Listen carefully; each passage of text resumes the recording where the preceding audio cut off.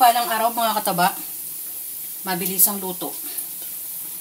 Ito ay simpleng pagigisa lang. Meron ako ditong sitaw, yan, marami yan. Kaya iba-ibang luto na naman. Binigay kasi itong sitaw na ito mga kataba, isang plastic to na malaki. Tapos, meron akong chicken stock, bawang, sibuyas. Ang panggigisa ko lang oyster sauce. Maglalagay tayo ng lemon. Dito sa kawali, yan, napakulo ko na yan.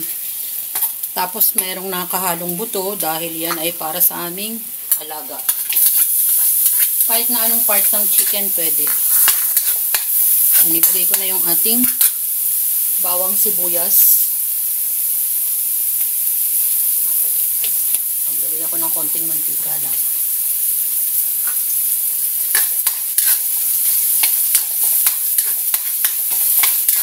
Pabayaan muna natin mag-isa yung ating bawang sibuyas bago natin ihalo yung ating chicken na namamahinga. Balikan natin. Hinalo ko na yung chicken. Maglagay tayo ng paminta, oyster sauce,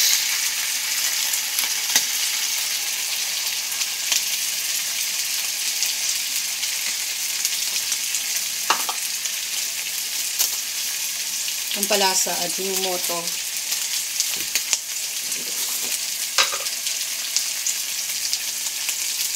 salt, tansyahan na lang yan, at ang ating yan, sitaw kasama ng siling green.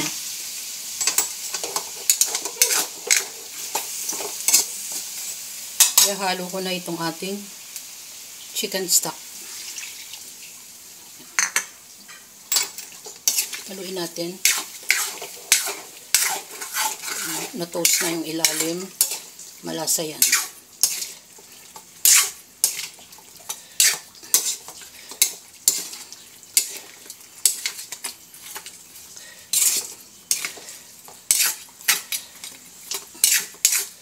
Mamaya tatanggalin ko yung buto dahil minimension ko para yan sa aming alaga. Haluin natin yung iba na may oyster sauce.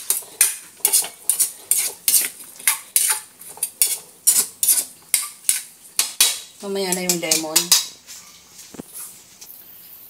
Pabayaan pa natin kumulo. Takpan natin.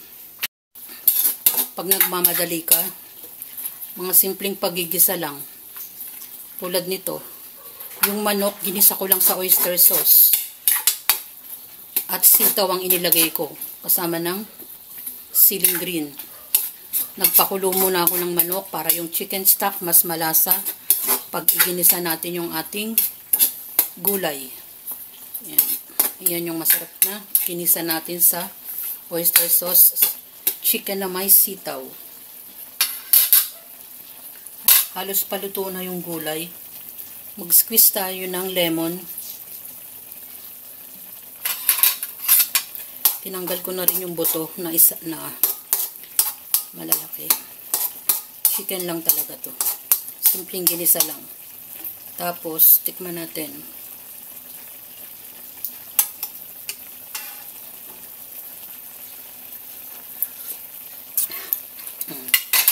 Simpleng ginisa. Sarap na. Halos luto na yan. Lagi kong binabanggit, mga simple recipe lang yung ginagawa ni Mama Taba. Tulad niyan, ilang ingredients lang. Dahil marami tayong sitaw. Pag marami kaming natatanggap na blessing mga kataba tulad ng mga pagkain o gulay man at kung ano-ano pa, hindi yan masasayang kay Mama Taba. Yan yung ating simpleng menu na naman. Ginisa ko lang sa oyster sauce ang ating sitaw at hinaluan ko ng chicken. Napakalasa naman niya. Sabi ko nga, yan yung simpleng pagigisa. Enjoy, kumain, at maging masaya. Salamat sa panunood.